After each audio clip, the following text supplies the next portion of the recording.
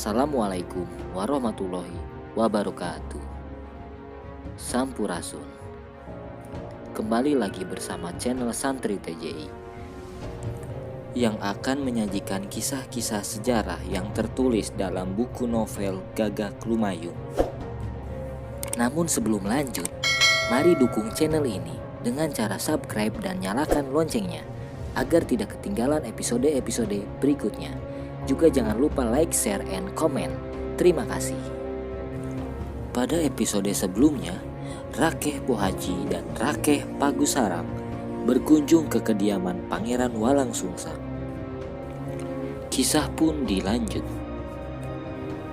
Sebagai seorang guru mumpuni, Resi Pohaci dan Pagusarang yang sejak kecil mengetahui betul watak asli Pangeran Walangsungsang mulai membuka percakapan.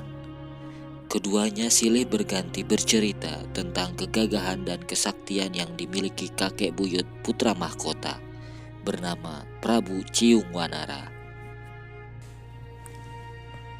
Demi menebus kesalahannya, kedua guru dari para putra raja ini semalam suntuk terus bercerita sehingga Pangeran Walangsungsang malam itu bisa tertawa terpingkal-pingkal. Di akhir perpisahan, keduanya memohon maaf bahwa selama ini mereka yang salah telah mengutus putra mahkota datang ke Gunung Cermai, sehingga mengakibatkan beban yang berkepanjangan buat sang pangeran. Mendengar ketulusan hati dari kedua gurunya, Pangeran Walangsungsang memeluknya bergantian. Beliau menangis terseduh-seduh dan tidak ingin jauh dari mereka. Bobo, maafkan putranda bila selama ini membuat hati Bobo merasa bersalah. Ananda punya masalah yang sulit diungkapkan kepada siapapun karena menyangkut paut tentang pengkhianatan istana Pajajaran. Betapa terkejutnya Resi Pohaci dan Pagusarang mendengar perkataan Pangeran Walangsungsang barusan.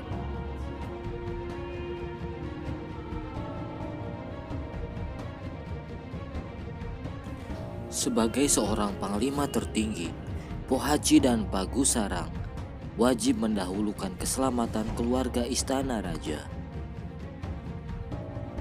Dan di saat keduanya mendengar kabar pengkhianatan istana, tak ayal bagi keduanya sangat terkejut, sebab segala keselamatan istana tanggung jawab mereka. Ampun Gusti Putranda Mahkota, katakanlah pada kami kabar yang sesungguhnya.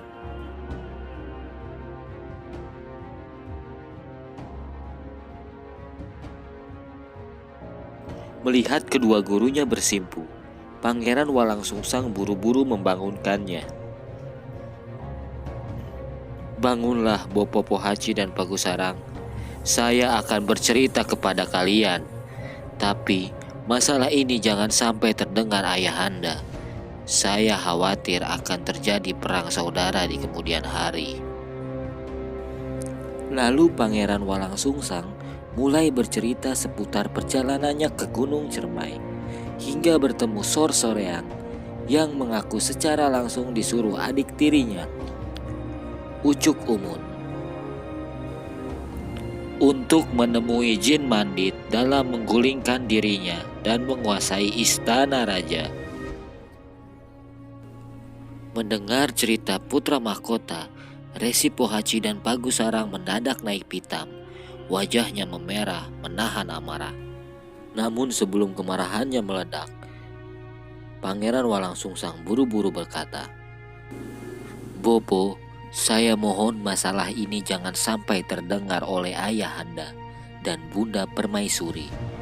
Simpan dulu rapat-rapat dan saya mohon Bopo berdua selalu mengawasi pergerakan adik tiriku. Jangan sampai mereka berkhianat kepada kerajaan Pajajaran. Baiklah Putranda Mahkota, hamba berdua akan terus mengawasi pergerakan mereka.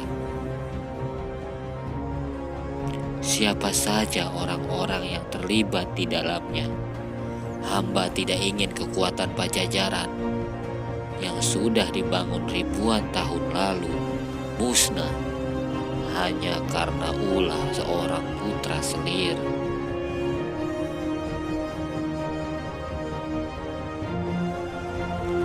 Di tempat lain, Pangeran Ucuk Umun mulai resah dengan kedatangan Bopo Pohaci dan Bagus Arang.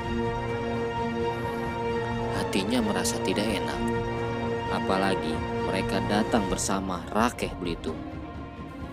Malam itu Pangeran Ucuk Umun membahas beberapa permasalahan yang kini menjadi beban hatinya.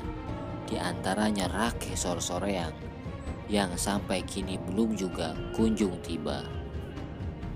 Bagaimana menurutmu Rakeh Belitung? Apakah Sorsoreang berkhianat kepadaku atau ia ditangkap kelompok Benujan hingga si Kucluk Walang Sungsang sudah kembali ke istana raja?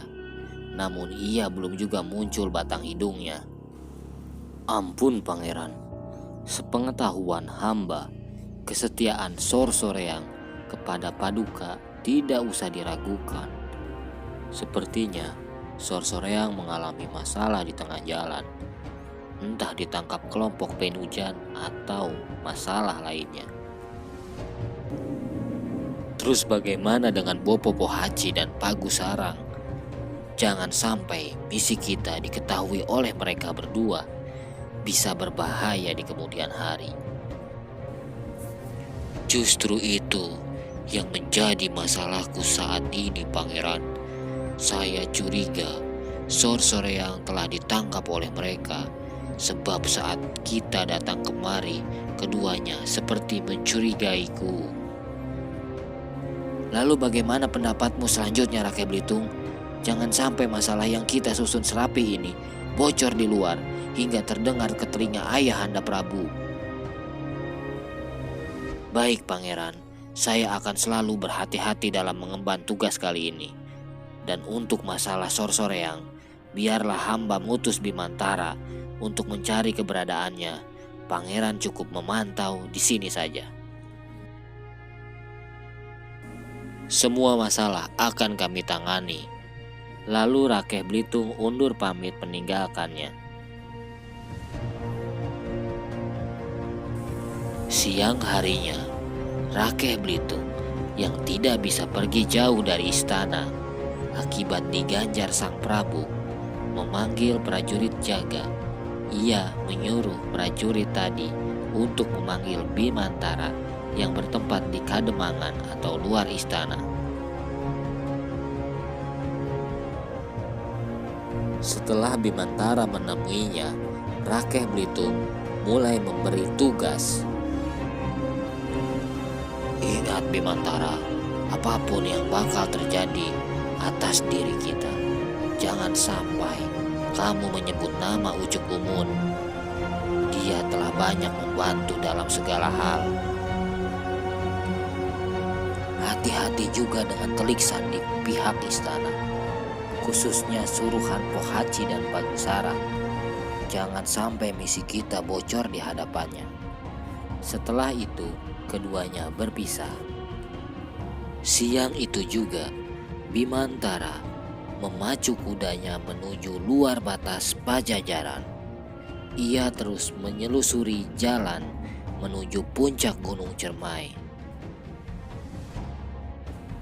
Di lain pihak, sejak kabar yang didapatkan dari putra mahkota, Resi Pohaci mulai memerintahkan kepercayaannya untuk menguntit siapapun yang dekat dengan Pangeran Ucuk Umun atau Rakeh Belitung.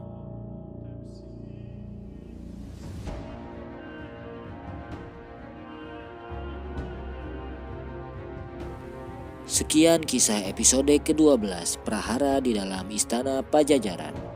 Nantikan kembali kisahnya di episode-episode selanjutnya. Mari dukung channel ini dengan cara subscribe dan nyalakan loncengnya agar tidak ketinggalan episode-episode berikutnya. Juga jangan lupa like dan komen agar channel ini semakin berkembang ke depannya. Terima kasih. Wassalamualaikum warahmatullahi wabarakatuh.